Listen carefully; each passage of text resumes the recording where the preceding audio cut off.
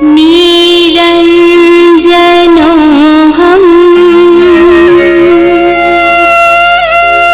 जगदीशरोऽहं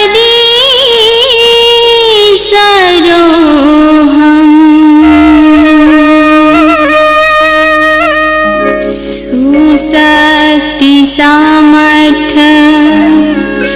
जुतोऽहमीशा।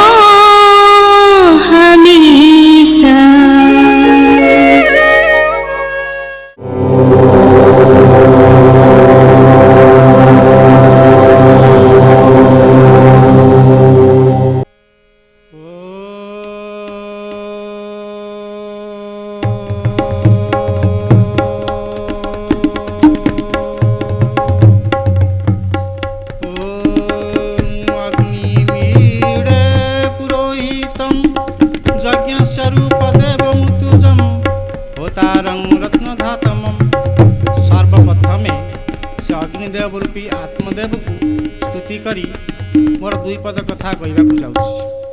जहा आज बड़ आनंदर दिन, आज मुनि समाजर प्रचार प्रसार उद्देश्य आज दूरदर्शन माध्यम मुनि समाज आज प्रचार करुच्ची प्रकृति सत्य कौन, प्रकृति ये मुनि समाज कहीं आविर्भाव है। वर्तमान आम जाना पड़ो प्रकृति समाज क्या कहुए। समभावापन्न व्यक्ति मानकर समाहार को समाज कहुए। जमती हिंदू समाज, मुसलमान समाज, यहूद समाज, ईसाई समाज, ख्रीष्टान समाज, से भली मुनि समाज, मुनि मानकर भावना समस्तंकर एक एवं अद्वैत भावना तांकर। तेणु ये मुनि मानकर समाहार को मुनि समाज कहुए।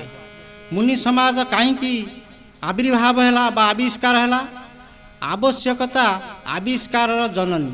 तेणु जेतेबेले मुनि समाजर आवश्यक पड़ा सेतेबेले मुनि समाज आविष्कार है।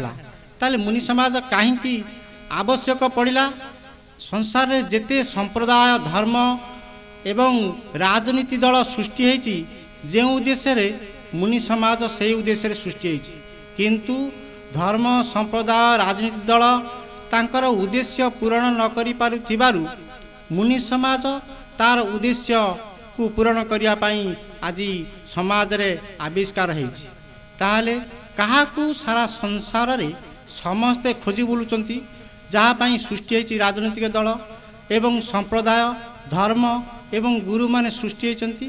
से एकमात्र कारण होउछि सुख शांति आनंद, एवं सेई आनंद स्थान को पाया पई आज पर्यंत कौन सी संस्था सफल है नांती, जहाँ को सफल कराइबा पई सृष्टि होइछि आज मुनि समाज। ताहले मुनि समाज कहूची जे कौन ना बाहर सुख शांति नाई, आ सुख शांति कौटी अच्छी ना भितरे। बाहर अच्छी दुख एवं रोग शोक जरा व्याधि, किंतु भितरे अच्छी आनंद परमानंद।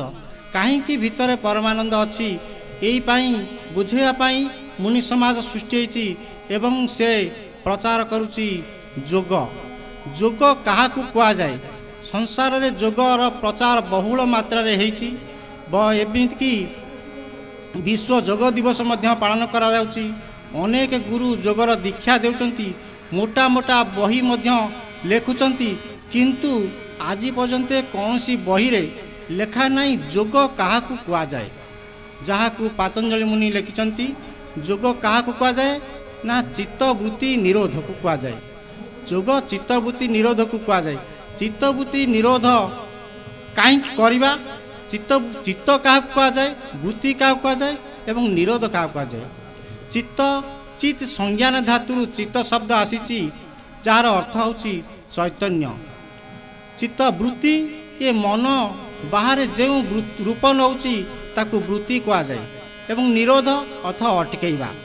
ताहले ये चित्त वृत्ति निरोध केमिति करिबा, आमे कले लाभ कौन ना चित्त वृत्ति निरोध कले आमर हो जोग।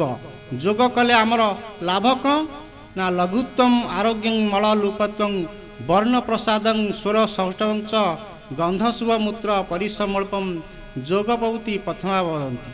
ये जोग कले बा चित्तवृत्ति निरोध हेले आमर शरीर हल्का लागिबो एवं शरीर निरोग रहिबो ଶରୀରର ରୂପରେ ଉଜ୍ଜ୍ୱଳତା ଆସିବ ଏବଂ ଯାହା ଆମେ ଖାଦ୍ୟ ଖାଉଛେ ତାର ସାରାଂଶ ଆମ ଶରୀରରେ ମିଶି ଯିବ ଏବଂ ଯାହା ପାନୀୟ ଭାବରେ ବ୍ୟବହାର କରୁଛେ ତାହା ଶରୀରରେ ମିଶିଯିବ ଏବଂ ଏହି କାର୍ଯ୍ୟ କଲେ ଆମର କଣ୍ଠସ୍ୱର ମଧୁର ହେବ, କର୍କଶ ପରିବର୍ତ୍ତେ ମଧୁର ହେବ।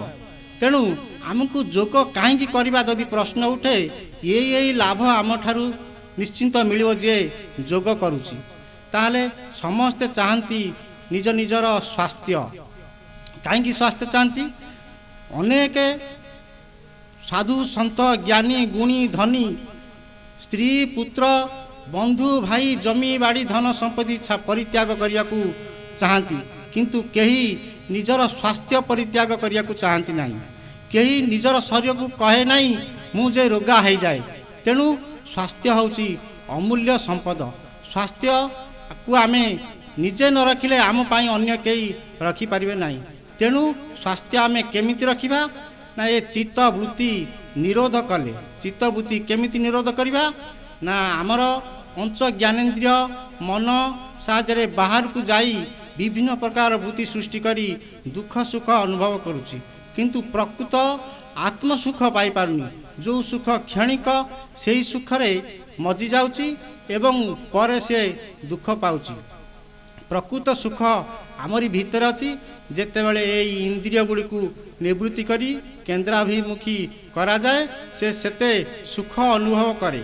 ଆଚ୍ଛା, ଆମେ ଏଠି ପ୍ରଶ୍ନ ଉଠେ ଯେ କେନ୍ଦ୍ରାଭିମୁଖୀ ହେଲେ ସୁଖ କାହିଁକି ଆମକୁ ଲାଗୁଛି ଏବଂ ବାହାରକୁ ଗଲେ କାହିଁକି ଦୁଃଖ ଲାଗୁଛି? କେନ୍ଦ୍ରରେ ଅଛି ପ୍ରକୃତ ଆନନ୍ଦର ସ୍ଥାନ, ଆତ୍ମାନନ୍ଦ। ତେଣୁ ଆମକୁ ଯେତେ ଆତ୍ମାର ନିକଟବର୍ତ୍ତୀ ହେବା ଆମକୁ ସେତେ ସୁଖ ଅନୁଭୂତ ହେବ। ଆମେ ଯେତେ ପାହାଡ଼ ହିମାଳୟର ପର୍ବତ ନିକଟବର୍ତ୍ତୀ ହେବା ଆମକୁ ସେତେ ଥଣ୍ଡା ଅନୁଭୂତ ହେବ ଏବଂ ଗୋଟିଏ ବଣରେ ନିଆଁ ଲାଗି ଯାଇଥିଲେ ଯଦି ଆମେ ସେ ବଣର ନିକଟବର୍ତ୍ତୀ ହେବା ଆମକୁ ଉଷ୍ମତା ଅନୁଭବ ଆସିବ। ତେଣୁ ଆ ଭିତରକୁ ଯେତେବେଳେ ଯାଉଛେ ଆମେ ଆନନ୍ଦ ଅନୁଭବ କରୁଛେ। ବାସ୍ତବରେ ଆନନ୍ଦର ସ୍ଥାନ ଆରି ଭିତରେ ଅଛି, ଏ ଶରୀର ଭିତରେ, ବାହାରେ ନାହିଁ। ତେଣୁ ଗୁରୁଦେବ କହିଲେ ବାହାରକୁ ଛାଡ଼ି ଭିତରକୁ ଆସ, ଆମେ ପ୍ରକୃତ ସୁଖ ଶାନ୍ତି ଆନନ୍ଦ ପାଇବା। ତାହେଲେ ଭିତରକୁ ଯିବା କେମିତି? ଆକୁ ଦରକାର ଶୀର୍ଷାସନ। ସମାଜରେ ଶୀର୍ଷାସନକୁ ଭ୍ରମ ଭାବରେ ବୁଝି ତାକୁ ମୁଣ୍ଡକୁ ତଳୁ କରି ଗୋଡ଼କୁ ଉପରକୁ କରୁଛନ୍ତି, କିନ୍ତୁ ଆକୁ ବ୍ୟାସ ବାକ୍ୟ ସହ ସମାସ ଦେଖିଲେ ଶୀର୍ଷ ଭାଗର ଆସନ ଶୀର୍ଷାସନ। ଆମର ଶୀର୍ଷ ଭାଗ ହେଉଛି ମସ୍ତିଷ୍କ। ଏ ମନକୁ ତ୍ରିକୁଟି ମାଧ୍ୟମରେ ଭିତରକୁ ପୁରାଇ ପ୍ରକୃତ ଆତ୍ମାର ନିକଟବର୍ତ୍ତୀ ହେଲେ ଆମେ ଆନନ୍ଦ ପାଇବା। ଏଇଟାକୁ କୁହାଯାଏ ଓଲଟା ଆସନ ବା ଶୀର୍ଷାସନ। କିନ୍ତୁ ଆଜି ସଂସାରରେ ଆମକୁ ଅର୍ଥକୁ ଅନର୍ଥ କରି ବୁଝେଇ ଦିଆହେଇଛି, ଯାହାଫଳରେ ଲୋକ ଯୋଗ କ'ଣ ଆଜି ପର୍ଯ୍ୟନ୍ତ ଜାଣିପାରିଲେ ନାହିଁ। ଯୋଗ ଯୁଜୁ ସମାଧୋ ଧାତୁରୁ ଯୋଗ ଶବ୍ଦ ଆସିଛି, ଯାହାର ଅର୍ଥ ସମାଧିସ୍ଥ। ପ୍ରତ୍ୟେକ ଶବ୍ଦ କୌଣସି ନା କୌଣସି ଧାତୁରୁ ଆସିଥାଏ, କିନ୍ତୁ ସାରା ସଂସାରରେ ଲୋକମାନେ ଜାଣିଛନ୍ତି ଯୋଗ କାହାକୁ କୁହାଯାଏ ନା ମିଶାଣକୁ। କିନ୍ତୁ ଇଏ ହେଉଛି ଏକ ବୈଦିକ ଶବ୍ଦ। ଆର ବୈଦିକ ଡିକ୍ସନାରୀରେ ଆର ଅର୍ଥ ଅଛି ଯେ ଯୁଜୁ ସମାଧୋ ଧାତୁରୁ ଯୋଗ ଶବ୍ଦ ଆସିଛି। ଯୋଗ ଶବ୍ଦର ଅର୍ଥ ସମାଧିସ୍ଥ। ସମାଧିସ୍ଥ ଶବ୍ଦର ସମାଧିସ୍ଥ ଆମେ ହେଲେ କ'ଣ ହେବା ନା ଆମେ ପ୍ରକୃତ ସୁଖ ଶାନ୍ତି ଆନନ୍ଦ ପାଇବା, ଯାହାକୁ ସାରା ସଂସାର ବାହାରେ ଖୋଜୁଛି। ମୁନି ସମାଜ କହୁଛି ବାହାରୁ ଫେରିଆସ, ଆରି ଭିତରେ ଦେଖ, ଆରି ଭିତରେ ସୁଖ ଶାନ୍ତି ଆନନ୍ଦର ସ୍ଥାନ ଅଛି। ପ୍ରକୃତରେ ଇଏ କହିବା କଥା ନୁହେଁ, କେବଳ କରିବା କଥା। ମୁନି ସମାଜର ସଦସ୍ୟ ହୋଇ ଏହା ପ୍ରକୃତ ପ୍ରମାଣ କରି ନିଅନ୍ତୁ। ପ୍ରକୃତରେ ମୁନି ସମାଜ ମିଛ କହୁଛି ନା ସତ କହୁଛି? ତେଣୁ ଆର ବିନା ପ୍ରମାଣରେ କିଛି ଗ୍ରହଣ କରନ୍ତୁ ନାହିଁ। ଆମର ଗୁରୁଦେବ କହିଛନ୍ତି ବିନା ପ୍ରମାଣରେ ମଧ୍ୟ ମୋ କଥାକୁ ଗ୍ରହଣ କରନା। ଆଉ ମୋର ପୁସ୍ତକରେ କୌଣସି ଜାଗାରେ ଭୁଲ ଲେଖା ହେଇନାହିଁ। ଯାହା ଲେଖା ହେଇଛି ସତ୍ୟ, ଯାହା ଲେଖା ହେଇଛି ଠିକ୍। ଭୁଲ ଯଦି କୌଣସି ଜାଗାରେ ଲେଖା ହେଇଛି ତାହେଲେ ତାକୁ ଚିରିକି ପୋଡ଼ି ଦିଅ, ଫୋପାଡ଼ ନା, ଅନ୍ୟ କିଏ ପଢ଼ିବ। ତେଣୁ ମୁନି ସମାଜ ଆସିଛି ସତ୍ୟର ପ୍ରଚାର କରିବା ପାଇଁ। ତାହେଲେ ଏ ଯୋଗ ଆମେ କେମିତି କରିବା? ଯୋଗ ହେଉଛି 8 ଭାଗରେ ବିଭକ୍ତ କରାଯାଇଛି। ଏହାକୁ ଅଷ୍ଟାଙ୍ଗ ଯୋଗ କୁହାଯାଏ। କ'ଣ 5 ଭାଗରେ ବିଭକ୍ତ କରାଯାଇଛି ଯେ ଆମେ ଘରଟିଏ କରୁଛେ, ପାହାଚ ନ କଲେ ଘର ଭିତରକୁ ଆସିପାରିବା ନାହିଁ। ତେଣୁ ପାହାଚ ନିହାତି ଆବଶ୍ୟକ। ତେଣୁ ଆମର ଯୋଗ କରିବାକୁ ହେଲେ ଯମ ନିୟମ ନିଶ୍ଚିନ୍ତ ଭାବରେ ପାଳନ କରିବାକୁ ପଡ଼ିବ। ଆଉ ଯମ ନିୟମ ପାଳନ କଲେ ଆମର କ'ଣ ଲାଭ କ'ଣ କ୍ଷତି ମୁଁ ଗୋଟିଏ ଗୋଟିଏ ଉଦାହରଣ ମାଧ୍ୟମରେ ଆପଣମାନଙ୍କୁ ବୁଝାଉଛି। ଯମ ହେଉଛି ପ୍ରଥମେ ଆସୁଛି ଅହିଂସା। ଅହିଂସାର ବିପରୀତ ହେଉଛି ହିଂସା। ହିଂସା କେତେ ପ୍ରକାର ନା କୃତକାରିତା ଅନୁମୋଦିତା ମୃଦୁ ମଧ୍ୟାଦି ମାତ୍ରା ଦୁଃଖ ଜ୍ଞାନାନ୍ତ ଫଳ ପ୍ରତିପକ୍ଷ ଭାବନମ। ଯେ ହିଂସା ହେଉଛି 9 ପ୍ରକାର କରିବା। ଯେ ମୁଁ ନିଜେ କଲି ହିଂସା ଆକୁ କୃତ ହିଂସା କୁହାଯାଏ। ମୁଁ ଯାହା ଦ୍ୱାରା ହିଂସା କରେଇଲି ତାକୁ କାରିତ ହିଂସା କୁହାଯାଏ। ଏବଂ ହିଂସା କରୁଥିବା ଲୋକକୁ ମୁଁ ଯଦି ସମର୍ଥନ କଲି ଆକୁ ଅନୁମୋଦନ ହିଂସା କୁହାଯାଏ। ହିଂସା କାୟ ମନ ବାକ୍ୟରେ ଜଣକ ମନରେ ଦୁଃଖ ଦେବାକୁ ହିଂସା କୁହାଯାଏ। ତେଣୁ କୃତକାରିତା ଅନୁମୋଦିତା ଏ 3 ପ୍ରକାର। ମୃଦୁ ମଧ୍ୟାଦି ମାତ୍ରା ମଧ୍ୟମ ହିଂସା ଜଣକୁ ହାଲକା ହିଂସା କରିବା ଯେ ତୋର ଏଇ ବିପଦ ଘଟୁ ବିପଦ ତାର ଘଟୁ ବା ନ ଘଟୁ ମୁଁ ହିଁ କିନ୍ତୁ ହିଂସା କରିଛି। ଇଏ ହେଉଛି ମୃଦୁ ହିଂସା। ଜଣକୁ ଜୀବନରେ ମାରିଦେବା ହେଉଛି ଅଧିମାତ୍ରା ହିଂସା। ଏବଂ ମୃଦୁ ମଧ୍ୟ ଅଧିମାତ୍ରା ଏ ମୃଦୁ ହିଂସା ଆଉ ଅଧିମାତ୍ରା ହିଂସା ମଧ୍ୟରେ ଯେଉଁ ହାଲକା ହିଂସା ରହିଲା ସେ ହେଉଛି ମଧ୍ୟ ହିଂସା। ତେଣୁ ଏଇଭଳି ହିଂସା କଲେ ଆମର କ'ଣ ହେବ ଗୋଟିଏ ଛୋଟିଆ ଗଳ୍ପରୁ ଆପଣମାନେ ବୁଝିପାରିବେ। ଜଣେ ଚଢ଼େଇ ଧରି ମାରି ତାର ମାଂସ ବିକି ପେଟ ପୋଷେ। ସେ ଚାରିଆଡ଼େ ବୁଲି ଚଢ଼େଇ ଶିକାର କରି ତାର ମାଂସ ବିକି ପେଟ ପୋଷେ। ଦିନକର ବୁଲୁ ବୁଲୁ ଏକ ନଦୀ କୂଳରେ ଯାଇ ପହଞ୍ଚିଲା ଏବଂ ଦେଖିଲା ସେଠି ନଦୀ କୂଳରେ କିଛି ସାଧୁ ଗାଧୋଉଛନ୍ତି ଏବଂ ସେହି ସମୟରେ ଚଢ଼େଇ ଜଳରେ ବୁଲୁଥିବା ପକ୍ଷୀମାନେ ତାଙ୍କ କାନ୍ଧ ଉପରେ ଏବଂ ବେକ ଉପରେ ମୁଣ୍ଡ ଉପରେ ଏମିତି ବସିଯିବାର ଦେଖି ସେ କ'ଣ କଲା ଚିନ୍ତା କଲା ଯେ ମୁଁ ଏତେ ଆଡ଼େ କାହିଁକି ବୁଲିବି, ଏଇ ଗୋଟିଏ ସ୍ଥାନରେ ଯଦି ମୁଁ ଚଢ଼େଇ ଧରିଦେବି ତାହେଲେ ମୋର ଆଉ କୁଆଡ଼କୁ ଯିବାକୁ ପଡ଼ିବ ନାହିଁ। ସାଧୁମାନେ ଯେତେବେଳେ ଗାଧେଇକି ସେ ସ୍ଥାନରୁ ଚାଲିଗଲେ ସେ କ'ଣ କଲେ ନା ସେହି ସ୍ଥାନରେ ପଶିଲାରୁ ସେ ପକ୍ଷୀମାନେ ବହୁତ ଦୂରକୁ ପଳାଇଗଲେ। କାହିଁକି ସେ କ'ଣ ତାଙ୍କର ଚିନ୍ତା ଥିଲା ଇଏ ପକ୍ଷୀ ଧରାଳି ଆଉ ଜାଣିପାରିଲା ନାହିଁ। ତେଣୁ ପକ୍ଷୀ ଧରାଳି ଚିନ୍ତା କଲା କାହିଁକି ଇଏ ଉଠିଗଲେ। ସାଧୁମାନେ ଏଇଭଳି ବସ୍ତ୍ର ପରିଧାନ କରି ଗାଧୋଉଥିଲେ। ପକ୍ଷୀମାନେ ସେହି ବସ୍ତ୍ରକୁ ହିଁ ଲକ୍ଷ୍ୟ ରଖିଥିଲେ ଏବଂ ସେ ପକ୍ଷୀ ଧରାଳିଟି ଚିନ୍ତା କଲା ତାଙ୍କ ମୋ ଭିତରେ କିଛି ଫରକ ନାହିଁ, ଫରକ ଅଛି ସେମାନେ ଗେରୁଆ ରଙ୍ଗର ପୋଷାକ ବସ୍ତ୍ର ପିନ୍ଧୁଥିଲେ ଏବଂ ମୋର ସେଭଳି ପୋଷାକ ନଥିଲା। ତା ପରଦିନ ସେ ଗେରୁଆ ରଙ୍ଗର ପୋଷାକ ପିନ୍ଧି ସେହି ନଦୀ କୂଳରେ ଆସି ଗାଧୋଇବାରୁ ସେହି ଚଢ଼େଇମାନେ ଆସି ତା କାନ୍ଧ ଉପରେ ମୁଣ୍ଡ ଉପରେ ବସିଗଲେ, ତା କୋରରେ ବସିଗଲେ। ଏଇଭଳି ସ୍ନେହ ମମତା ଚଢ଼େଇ ଠାରୁ ପାଇ ସେ ପକ୍ଷୀ ଧରାଳିଟି ଆଉ ପକ୍ଷୀକି ମାରିବାକୁ ଇଚ୍ଛା କଲା ନାହିଁ। ତାହା ଭିତରେ ସ୍ନେହ ପ୍ରେମ ମମତା ସୃଷ୍ଟି ହେଲା ଏବଂ ସେ ସେଇଦିନ ଠାରୁ ପକ୍ଷୀ ମାରିବା ବନ୍ଦ କରିଦେଇ ସେ ଅନ୍ୟ ପନ୍ଥା ଅବଲମ୍ବନ କଲା। ବାସ୍ତବରେ ଆମକୁ ହିଂସା ଦୁଃଖ ଏବଂ ଅହିଂସା ଦିଏ ଆନନ୍ଦ। ପ୍ରକୃତରେ ଆପଣମାନେ ଏଥିରୁ ଜାଣିଲେ ଏ ଅହିଂସାରେ ଆନନ୍ଦ, ହିଂସାରେ ହେଉଛି ଦୁଃଖ। ଆପଣ ଦୁଃଖ ଚାହାନ୍ତି ନା ଆନନ୍ଦ ଚାହାନ୍ତି ବିଚାର ଆପଣଙ୍କ ହାତରେ। 2ଟି ରାସ୍ତା ପଡ଼ିଛି, ଗୋଟିଏ ହିଂସା କରିବେ, ଗୋଟିଏ ଅହିଂସା କରିବେ। ତେଣୁ ଆପଣ ଯଦି ଅହିଂସା କରିବେ ଆପଣ ଆନନ୍ଦ ପାଇବେ, ଆପଣ ଯଦି ହିଂସା କରିବେ ତାହେଲେ ଆପଣ ଦୁଃଖ ପାଇବେ। ବିଚାର ଆପଣଙ୍କ ହାତରେ। ଅହିଂସା ପରେ ଆସୁଛି ସତ୍ୟ। ଅହିଂସା ପ୍ରତିଷ୍ଠାଂ କ୍ରିୟାଫଳା ସହିତୁମ୍। ଅହିଂସା ପ୍ରତିଷ୍ଠାଂ ବୈରତ୍ୟାଗ। ଅହିଂସା ପ୍ରତିଷ୍ଠାଂ ବୈରତ୍ୟାଗ। ଆମେ ଯଦି ଅହିଂସାରେ ବ୍ରତରେ ରହିବା କ'ଣ ହେବ ନା ଆମ ଭିତରୁ ଶତ୍ରୁଭାବ ନଷ୍ଟ ହେବ। ତେଣୁ ଶତ୍ରୁଭାବ ନଷ୍ଟ ହେଲେ ଆମ ଭିତରେ ଶତ୍ରୁଭାବ ସୃଷ୍ଟି ହେଲେ ଆମ ଭିତରେ ଯେଉଁ କ୍ରୋଧ ସୃଷ୍ଟି ହେବ, କ୍ରୋଧ ସୃଷ୍ଟି ହେଲେ ଆମ ଭିତରେ ଯେଉଁ ଅଙ୍ଗାରକାମ୍ଳ ଗ୍ୟାସ୍ ବଢ଼ିବ, ସେ ଗ୍ୟାସ୍ ଆମ ଶରୀର ପାଇଁ ବିଷ ତୁଲ୍ୟ, ଆମକୁ ବିଭିନ୍ନ ପ୍ରକାର ରୋଗରେ ପକାଇବ। ତେଣୁ ସବୁଠାରୁ ଶ୍ରେୟସ୍କର ଆମେ ଅହିଂସା ମାର୍ଗ ହିଁ ଧରିବା। ତାପରେ ଆସୁଛି ସତ୍ୟ। ସତ୍ୟ ପ୍ରତିଷ୍ଠାଂ କ୍ରିୟାଫଳା ସହିତୁମ୍। ସତ୍ୟ ଯେ ସତ ପଥରେ ରହିବ ତାର ପ୍ରତ୍ୟେକ କାମରେ ସେ ଜୟ ଲାଭ କରିବ।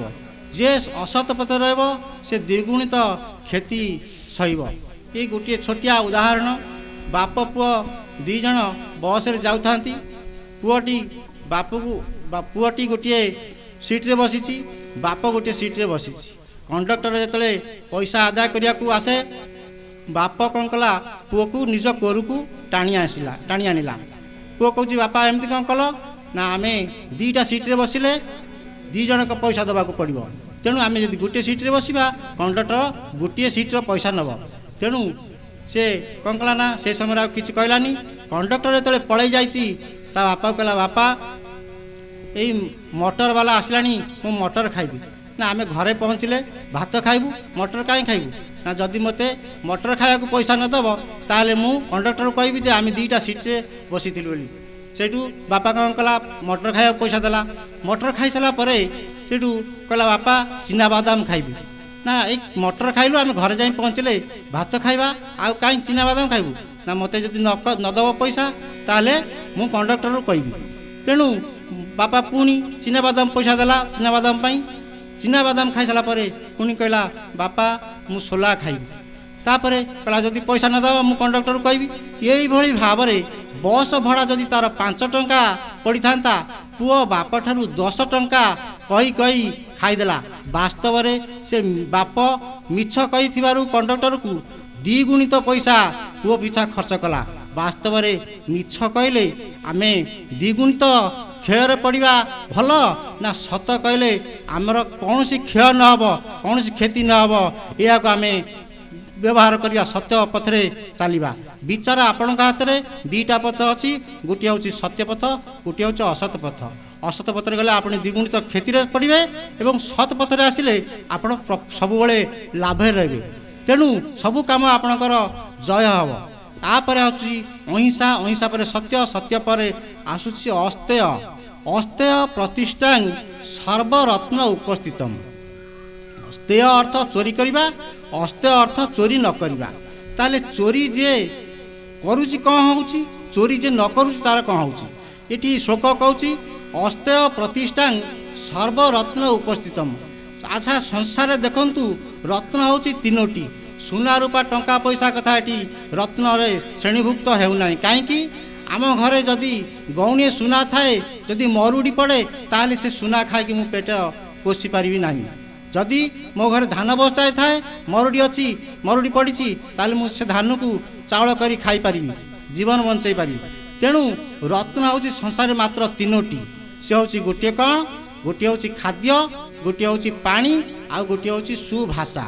ଆମ ପାଖରେ ଯିଏ ଚୋରି ନ କରିବ, ତା ପାଖରେ ଏଇ 3ଟା ଜିନିଷ ପ୍ରତି ମୁହୂର୍ତ୍ତରେ ରହିବ। ତା ପାଟିରୁ ଭଲ ଭାଷା ବାହାରିବ ଏବଂ ତାର ଖାଦ୍ୟ ଆଉ ପାଣିର କେବେ ଅଭାବ ରହିବ ନାହିଁ, ଖାଦ୍ୟ ବସ୍ତ୍ରର କେବେ ଅଭାବ ରହିବ ନାହିଁ। ତେଣୁ ଆମେ ପ୍ରକୃତରେ ଚୋରି କରିବା କି ଚୋରି ନ କରିବା, ବିଚାର ଆପଣଙ୍କ ହାତରେ। ଚୋରି ଯଦି କଲେ, ଆଜି 1,00,000 ଟଙ୍କା ଚୋରି କରିଦେଲେ, କାଲି ସେ ଖର୍ଚ୍ଚଟା ଅବାଟରେ ଖର୍ଚ୍ଚ ହୋଇଯିବ। ପୁଣି ଆପଣ କ'ଣ କରିବେ ନା, କାଢ଼ିଆରେ ରହିବେ, ପୁଣି କେଉଁଠି ଚୋରି କରି ଆଣି ତାକୁ ପରିଶୋଧ କରିବେ। ଯଦି ଚୋରି କରିବା ସମୟରେ ଆପଣ ଧରା ପଡ଼ିଲେ ଜେଲ୍ ଯିବେ, ଜେଲ୍ ଖଟିବେ ଏବଂ ନିଜ ପରିବାରକୁ ମଧ୍ୟ ପୋଷି ପାରିବେ ନାହିଁ। ବାସ୍ତବରେ ଆପଣ ଚୋରି କରିବେ ନା ଚୋରି ନ କରିକି ଆପଣ ଘରେ ମହଜୁଦ ସବୁବେଳ ପାଇଁ ଖାଦ୍ୟ ବସ୍ତ୍ର ପାଣିର ଅଭାବ ରହିବ ନାହିଁ। ଆପଣ କ'ଣ କରିବେ, ବିଚାର ଆପଣଙ୍କ ହାତରେ। ଆପଣ ଯୋଗ କରନ୍ତୁ, ପ୍ରକୃତରେ ଅସ୍ତେୟ ବ୍ରତ ପାଳନ କରନ୍ତୁ, ଆପଣ ସୁଖ ଶାନ୍ତି ଆନନ୍ଦରେ ରୁହନ୍ତୁ। ଏହା ମୁନି ସମାଜ ପ୍ରଚାର କରୁଛି। ଅହିଂସା, ସତ୍ୟ, ଅସ୍ତେୟ ଗଲା। ଅପରିଗ୍ରହ, ପରିଗ୍ରହ ହେଉଛି ଭିକ୍ଷା ମାଗିବା, ଅପରିଗ୍ରହ ହେଉଛି ଭିକ୍ଷା ନ ମାଗିବା। ଯିଏ ଭିକ ମାଗୁଛି ସେ କେବେ ଯୋଗ କରିପାରିବ ନାହିଁ। କାହିଁକି ନା ଯୋଗ କେବଳ ଗୃହସ୍ଥ ହିଁ କରିପାରିବେ। ଭିକ୍ଷାର୍ଥୀ କାହିଁ ଯୋଗ କରିପାରିବ ନାହିଁ? ତାହାର କୌଣସି ଜାଗାରେ ଖାଇବା ପିଇବା ଠିକ୍ ଠିକଣା ନାହିଁ। ଭିକ୍ଷାର୍ଥୀ ଗୋଟିଏ ଗାଁରେ ହୁଏତ ତାକୁ ଖାଦ୍ୟ ନ ମିଳିପାରେ, ଆର ଗାଁକୁ ଯାଇପାରେ। ଆଜି 12ଟା ବେଳେ ଖାଇଛି, କାଲି ହୁଏତ 4ଟା ବେଳେ ଖାଇପାରେ। ଆଜି ରାତି 9ଟାରେ ଖାଇଛି, ହୁଏତ କାଲି ରାତିରେ ନ ମିଳିପାରେ। ତେଣୁ ତାର ଯାହାର ଖାଦ୍ୟ ଖାଇବାର ସମୟ ନିର୍ଦ୍ଦିଷ୍ଟ ନାହିଁ, ଯାହାର ଶୋଇବାର ସମୟ ନିର୍ଦ୍ଦିଷ୍ଟ ନାହିଁ, ଯାହାର ଉଠିବାର ସମୟ ନିର୍ଦ୍ଦିଷ୍ଟ ନାହିଁ, ସେ ଯୋଗ କରିବା ପାଇଁ ଯୋଗ୍ୟ ନୁହେଁ। ତେଣୁ ଯୋଗ କରିବା ପାଇଁ ଆମର ନିର୍ଦ୍ଦିଷ୍ଟ ସମୟ ଅଛି। ନିର୍ଦ୍ଦିଷ୍ଟ ସମୟରେ ଖାଇବା, ନିର୍ଦ୍ଦିଷ୍ଟ ସମୟରେ ପିଇବା, ନିର୍ଦ୍ଦିଷ୍ଟ ସମୟରେ ଶୋଇବା, ନିର୍ଦ୍ଦିଷ୍ଟ ସମୟ ହିଁ ସୀମା ନିର୍ଦ୍ଧାରଣ କରାଯାଇଛି। କିନ୍ତୁ ଯେ ବାରବୁଲା ଭିକାରୀ, ତାର କୌଣସି ନିର୍ଦ୍ଦିଷ୍ଟ ସମୟ ନାହିଁ। ତେଣୁ ଭିକ ମାଗିବା କ'ଣ ହେଉଛି ନା ଅପରିଗ୍ରହ ପ୍ରତିଷ୍ଠାଂ ଜନ୍ମକଣ୍ଠ ସମ୍ବଦ। ଯଦି ଭିକ ନ ମାଗିବା, ଆମେ କ'ଣ ହେବ ନା ଆମେ କେମିତି ଆମ ଜୀବନକୁ ନିର୍ବାହ କରିବା ସେଥିପାଇଁ ଆମକୁ ପଥ ରୋଜଗାରର ପଥ ଦେଖାଯିବ। ତାହେଲେ ଭାଗବତରେ ଗୋଟିଏ ପଦ କହୁଛି, ଦରିଦ୍ର ପିନ୍ଧେ ଛିଡ଼ା କନ୍ଥା, ଅନ୍ଧକୁ ନଦୀ ସଇ ପନ୍ଥା। ତାହେଲେ ଯିଏ ଭିକ୍ଷାର୍ଥୀ ହେବ ତା କାହିଁ ଭିକ ମାଗୁଛି? ତାର ଦୁଇଟା ହାତ ଅଛି, ଦୁଇଟା ଗୋଡ଼ ଅଛି, ସେ ଭିକ କାହିଁ ମାଗୁଛି? ନା ତାର ତାକୁ ରୋଜଗାର କରିବାକୁ ବାଟ ଦେଖାଯାଉନି। ସେଇ କଥା ଭାଗବତ କହୁଛି, ଦରିଦ୍ର ପିନ୍ଧେ ଛିଡ଼ା କନ୍ଥା, ଅନ୍ଧକୁ ନଦୀ ସଇ ପନ୍ଥା। ତେଣୁ ମୁନି ସମାଜର ସାଧନ କଲେ, ସ୍ୱାଧ୍ୟାୟ କଲେ, ସତ୍ସଙ୍ଗ କଲେ ଏବଂ ଅପରିଗ୍ରହ ବ୍ରତ ପାଳନ କଲେ ଏ ଜୀବନରେ କେମିତି ଆମେ ଏ ଜୀବନ ନିର୍ବାହ କରିବା, ଆମ ପରିବାରକୁ କେମିତି ଆମେ ପୋଷଣ କରିବା, ସେ ପାଇଁ ପଥ ପରିଷ୍କାର ଭାବରେ ଦେଖାଯିବ। ଏଇ ମାର୍ଗରେ ଆମେ ଧନ ରୋଜଗାର କରିବା, ଏଇ ମାର୍ଗରେ ଆମେ ପରିଶ୍ରମ କରିବା, ଯେମିତି ଅନ୍ୟର କ୍ଷତି ନ ହେଉଥିବ। ତେଣୁ ଆମକୁ ଅପରିଗ୍ରହ ବ୍ରତ ପାଳନ କରିବାକୁ ପଡ଼ିବ। ଅପରିଗ୍ରହ ବ୍ରତ ପାଳନ କଲେ ଆମେ ପ୍ରକୃତିରେ ସୁଖ ଶାନ୍ତି ଆନନ୍ଦ ରହିବା, ଆମେ କୌଣସି ଅବାଟରେ ଯିବା ନାହିଁ। ଅହିଂସା, ସତ୍ୟ, ଅସ୍ତେୟ, ଅପରିଗ୍ରହ। ତାପରେ ଆସୁଛି ବ୍ରହ୍ମଚର୍ଯ୍ୟ। ବ୍ରହ୍ମଚର୍ଯ୍ୟ ବ୍ରତ ସେ କ'ଣ? ନା ବ୍ରହ୍ମ, ଆମେ ସ୍ୱୟଂ ବ୍ରହ୍ମ। ମୁନି ଋଷିମାନେ ସାଧନ କରି ଦେଖିଛନ୍ତି ଯେ କହିଛନ୍ତି କ'ଣ? ନା ଅହଂ ବ୍ରହ୍ମାସ୍ମି, ଅୟମ ଆତ୍ମା ବ୍ରହ୍ମ, ମୁଁ ବ୍ରହ୍ମ। ଏବଂ ଇଏ ଯେତେବେଳେ ମୁଁ ବ୍ରହ୍ମ କୁହାଯାଇଛି, ଅନ୍ୟମାନଙ୍କୁ ସେ ହୀନ ଦୃଷ୍ଟିରେ ଦେଖିନାହାନ୍ତି, ସମ ଦୃଷ୍ଟିରେ ଦେଖିଛନ୍ତି, ସମଜ୍ଞାନ କରିଛନ୍ତି। ତେଣୁ ଆମକୁ ନିଜେ ଆମେ ନିଜକୁ ବ୍ରହ୍ମ କହିବା ସଙ୍ଗେ ସଙ୍ଗେ ଅନ୍ୟମାନଙ୍କୁ ମଧ୍ୟ ସେଇଭଳି ବ୍ୟବହାର ଦେଖାଇବା, କାହାକୁ ହୀନ ଦୃଷ୍ଟିରେ ଦେଖିବାନି।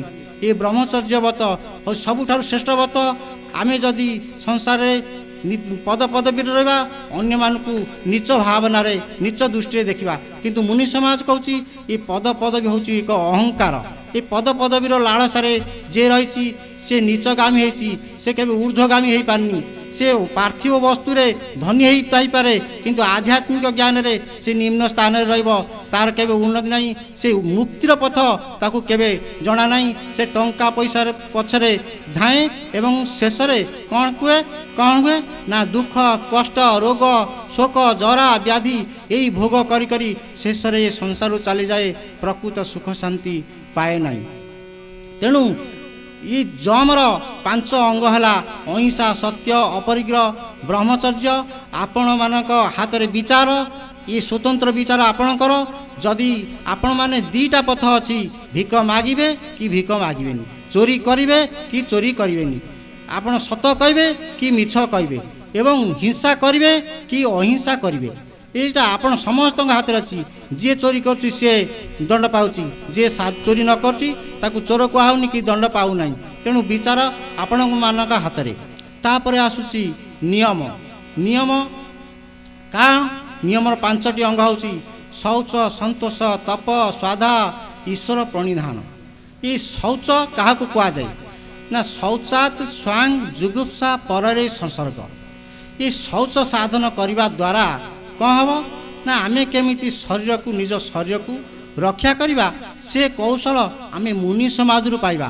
କିନ୍ତୁ ଯେତେ ଚେଷ୍ଟା କଲେ ଆପଣଙ୍କ ଶରୀର ଅସୁସ୍ଥ ହୋଇଛି, ଆପଣଙ୍କର ମେଡ଼ିକାଲକୁ ଯିବେ, ଆପଣଙ୍କର ସେଇ ରୋଗ ଭଲ ହେବ, ପୁଣି 8 ଦିନ ଆସିଲା ପରେ ପୁଣି ଆପଣଙ୍କର ଆଉ ଗୋଟେ ରୋଗ ହେବ, ପୁଣି ଆପଣ ମେଡ଼ିକାଲକୁ ଯିବେ, ପୁଣି ତାକୁ ଭଲ କଲା ପରେ ପୁଣି ଆପଣଙ୍କର ପେଟ ହେଲାଣି ତାକୁ ଭଲ କରିବେ, ପୁଣି ହାତ ବିନ୍ଧିଲାଣି ପୁଣି ଭଲ କରିବେ। କିନ୍ତୁ ମୁନି ସମାଜ କହୁଛି ନିରୋଗ ହେବା, ରୋଗ ଭଲ କରିବା ସଂସ୍ଥା ମୁନି ସମାଜ ନୁହେଁ। ମୁନି ସମାଜ ସଂସ୍ଥା ହେଉଛି ଯେ କେମିତି ଆମେ ସାରା ଜୀବନ ନିରୋଗ ରହିବା। ତାହେଲେ କେମିତି? ନା ଶୌଚ ହେଲେ। ଶୌଚ କ'ଣ କେମିତି ହେବା?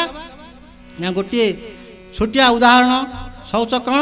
ନା ଜଣେ ଯୁବକ ଭିକାରୀ ବେଶ ଧାରି ଭିକ ମାଗୁଛି ଚାରିଆଡ଼େ। ସେ ଯାଇକି ଜଣକ ଘରେ ଭିକ ମାଗିଛି, ଭିକ ନା ମିଳୁ। ସେ ଘରୁ ଗୋଟେ ସ୍ତ୍ରୀ ଲୋକ କହିଲେ, ଇଏ କ'ଣ ତ ଏତେ ଯୁବକ, ଇଏ କ'ଣ ଭିକ ମାଗୁଛି, ଇଏ ଖଟିଲେ ଖାଇପାରିବନି, ମୁଁ ଆକୁ ଭିକ ଦେବିନି। ତେଣୁ ଆଠୁ କିଛି ଯଦି ନେବି ମୁଁ ତାହେଲେ ଆକୁ ଭିକ ଦେବି। ସେଠୁ ସେ ଆସି ପହଞ୍ଚିଲା, କହିଲା ଆଉ ମୋତେ ଯଦି କିଛି ନ ଦେବ ମୁଁ ଭିକ ଦେବିନି। ନା ମୋ ପାଖରେ କ'ଣ ଅଛି, ମୁଁ ତ ଭିକ ମାଗୁଛି, ମୋ ପାଖରେ କ'ଣ ଅଛି ମୁଁ ଦେବି? ନା ତାହେଲେ ମୁଁ ଦେବିନି। ନା ଆଉ କାଲି ଦେବି। ନା କାଲି ଆସିଲେ ଦେବି ମୁଁ। ସେଠୁ ତା ପରଦିନ ସେ ଭିକାରୀଟି ଆସିଛି, ତା ନାଉ ଥାଳରେ ଅଳିଆ, ଗୋବର, କୁଟା ପୁରେଇକି ଆଣିଛି ଏବଂ ଆସି ସେଠି ପହଞ୍ଚି ତାଙ୍କ ଘରେ ଯେ ମୋତେ ଗଣ୍ଡା ଆଜି ଖାଇବାକୁ ଦିଅ। ସେ ସେଇଠୁ ଥାଳିରେ ଭାତ, ତରକାରୀ, ଡାଲି ବାଡ଼ି ଆଣି ଦେଲା। ଇଏ ସେଇ ନାଉ ଥାଳକୁ ଦେଲା, ଦେଖେଇଲା, କହିଲା ଏଇଥିରେ ଭାତ ଦିଅ। ନା ଏଥିରେ ଗୋବର ଅଛି, କୁଟା ଅଛି, କାଠି ଅଛି, ଏଥିରେ କ'ଣ ଖାଇପାରିବ, ତାକୁ କାଢ଼ି ଦିଅ। ସେଠୁ କାଢ଼ିଦେଲା, କହିଲା ତାକୁ ଧୋଇଦିଅ। ଧୋଇଦେଲା ପରେ ସେଠୁ ଭାତ ଦେଲା, ଖାଇଲା। ତା କହିଲା ମୁଁ ତାପରେ ଯାଉଛି। ନା ମୋତେ ତ ଆଜି କ'ଣ ଦବାର ଥିଲା, ନ ଦେଇ କେମିତି ଯିବେ? ନା କ'ଣ ନେଇନ? ନା ନାଇଁ ମୋତେ କେତେବେଳେ ଦେଲ? ନା ଆଉ ଏତେ ମୁଁ ଦେଇ ସାରିଲିଣି କେତେବେଳୁ, କେମିତି ନେଇନ? ନା କ'ଣ ଦେଲ? ନା ଯେତେବେଳେ ଆଇଥିଲି ଖାଇବା ପାଇଁ ଏ ଥାଳରେ ମୋର ଥିଲା ଶୌଚାତ୍ ସ୍ୱାଂ ଜୁଗୁପ୍ସା ପରରେ ସଂସର୍ଗ। ଶୌଚ ସାଧନ କଲେ ଆମେ କେମିତି ନିଜକୁ ରକ୍ଷା କରିପାରିବା ତାହା ମୁନି ସମାଜ ଆସି ବତାଉଛି। ମୁନି ସମାଜରେ ସଦସ୍ୟ ଲାଭ କରି ମୁନି ସମାଜର ସାଧନ ଶିଖି ଦୀର୍ଘ ଦିନ କେମିତି ରହିପାରିବା ମୁନି ସମାଜରୁ ଆସି ଶିଖି ନିଅନ୍ତୁ, ଦୀକ୍ଷା ଗ୍ରହଣ କରିବେ। ଏ ମୁନି ସମାଜ ଶୌଚ ସାଧନ ଶିଖାଉଛି। ଶୌଚ ସାଧନର ଲାଭ କ'ଣ ମୁନି ସମାଜ ହିଁ ବତାଉଛି। ତାହେଲେ ଏଇ ସଂସାରରେ ବହୁ ଜ୍ଞାନୀ ଗୁଣୀ ଜନ୍ମ ନେଇଛନ୍ତି ଏବଂ ସଂସାରକୁ ଦୁଃଖ ବୋଲି ମନେ କରିଛନ୍ତି ଏବଂ ଏ ଶରୀରକୁ ମଧ୍ୟ ଘୃଣା କରିଛନ୍ତି। କାହିଁକି ଶରୀରକୁ ଘୃଣା କରିଛନ୍ତି ତାର କାରଣ ଅଛି। ଏ ସଂସାରରେ ଯେ ମୁନି ଋଷି ଜନ୍ମ ନେଇଥିଲେ ସେମାନେ ପଢ଼ିଥିଲେ ଯେ ପ୍ରସିଦ୍ଧ ଅମରକୋଷ। ସେ ଅମରକୋଷରେ ଏ ଜୁଗୁପ୍ସା ଶବ୍ଦର ଅର୍ଥ ହେଉଛି ଯେ କ'ଣ ନା ଘୃଣା କରିବା। ତେଣୁ ସେମାନେ ଏଇଠି ଶୌଚର ଯେଉଁ ଗୁପ୍ ଧାତୁରୁ ଜୁଗୁପ୍ସା ଶବ୍ଦ ଆସିଛି, ତେଣୁ ସେମାନେ କହିଲେ ଏ ଶରୀର ରକ୍ତ ମାଂସ ପୂଜାରେ ଗଢ଼ା, ଏ ଶରୀର ପ୍ରତି କ'ଣ ଲୋଭ ରଖୁଛ, ଶରୀର ପ୍ରତି କ'ଣ ଆସକ୍ତି ହେଉଛ, ଏ ଶରୀର ପ୍ରତି ଘୃଣା ଭାବ ରଖ, ଶରୀର ପ୍ରତି ଲୋଭ ରଖ ନା। ତେଣୁ ସେମାନେ ଯେତେବେଳେ ଶରୀର ପ୍ରତି ଲୋଭ ନ ରଖିଲେ ଶରୀର ମଧ୍ୟ ତାଙ୍କଠାରୁ ଛାଡ଼ିବା ଆରମ୍ଭ କଲା। ଖୁବ୍ କମ୍ ବୟସରେ ଆତ୍ମଜ୍ଞାନୀମାନେ ଚାଲି ଯାଇଛନ୍ତି। କିନ୍ତୁ ଗୁରୁଦେବ କହିଲେ ଇଏ ଶୌଚ ଶବ୍ଦର ଅର୍ଥ ହେଉଛି ଏ ଜୁଗୁପ୍ସା ଗୁପ୍ ଧାତୁରୁ ଅର୍ଥ ରକ୍ଷା କରିବା। ବେବିକ୍ ଡିକ୍ସନାରୀରେ ଅଛି ଗୁପ୍ ଧାତୁ ଗୁପ୍ ଶବ୍ଦର ଅର୍ଥ ହେଉଛି ରକ୍ଷା କରିବା। ତେଣୁ ଯାହାର ଶରୀରରେ ରୋଗ ହୋଇଛି ସେ କହୁଛି କେମିତି ମୁଁ ଏ ଶରୀରରୁ ଚାଲିଯାଏ। ଯାହାର କୌଣସି ମାନସିକ ଚିନ୍ତା ହେଇଛି ସେ କେମିତି କହୁଛି ମୁଁ ଏ ଶରୀରରୁ ଚାଲିଯାଏ। କିନ୍ତୁ ଯାହାର ଶରୀର ନିର୍ମଳ, ଯାହାର ମନ ନିର୍ମଳ, ଯାହା ଶରୀର ହେଉଛି ନିରୋଗ, ସେ କାହିଁକି ଏ ଶରୀରକୁ ପରିତ୍ୟାଗ କରିବାକୁ ଚାହିଁବ? ସେ ଶରୀରକୁ ବହୁ ଦିନ ଧରି ରଖିବାକୁ ଚାହିଁବ ନା ପରିତ୍ୟାଗ କରିବାକୁ ଚାହିଁବ? ବାସ୍ତବରେ ମୁନି ସମାଜ ଆସି କହୁଛି ଏ ଆସ ମୁନି ସମାଜରେ ପଶ, ଏ ଶରୀରକୁ ନିରୋଗ ରଖ, ଶରୀରକୁ ନିର୍ମଳ ରଖ, ମନକୁ ନିର୍ମଳ ରଖ, ଶୁଦ୍ଧ ପବିତ୍ର କର ଏବଂ ଦୀର୍ଘ ଦିନ ବଞ୍ଚ। ତେଣୁ ମୁନି ସମାଜ କହୁଛି ଶୌଚ ସାଧନ ହେଉଛି ମୁନି ସମାଜ ପ୍ରାଞ୍ଜଳ ବୁଝାଉଛି। ଆପଣମାନେ ମୁନି ସମାଜର ଶାଖାରେ ପହଞ୍ଚି ଯୋଗ ଶିକ୍ଷକ ସହିତ ପରାମର୍ଶ କରି ମୁନି ସମାଜର ଦୀକ୍ଷା ନେଇ ପ୍ରକୃତ ସାଧନ ଶିଖି ଏ ଶରୀରକୁ ନିରୋଗ ରଖ। ଏ ଶରୀର ପାଇଁ ସଂସାରରେ କେତେ ଧନ ରତ୍ନ ଖର୍ଚ୍ଚ ହେଉଛି, କିନ୍ତୁ ଶେଷରେ କ'ଣ ହେଉଛି ନା ଜଣେ ଶରୀର ତ୍ୟାଗ କରୁଛି, ମୃତ୍ୟୁ ମୁଖରେ ପଡ଼ୁଛି, ଶେଷରେ ଏ ସଂସାର ଛାଡ଼ି ଚାଲି ଯାଉଛି। ତେଣୁ ଆମେ ବାସ୍ତବରେ ନିରୋଗ ରହିବା ସବୁଦିନ ପାଇଁ ଯେ ଏ ଶୌଚ ସାଧନ କଲେ। ତାପରେ ଆସୁଛି ସନ୍ତୋଷ। ସନ୍ତୋଷ କ'ଣ ନା ସନ୍ତୋଷାତ୍ ଅନୁତ୍ତମ ସୁଖ ଲାଭ। ଏ ସନ୍ତୋଷ ସାଧନ କରିବା ଦ୍ୱାରା ଆମେ ପ୍ରକୃତ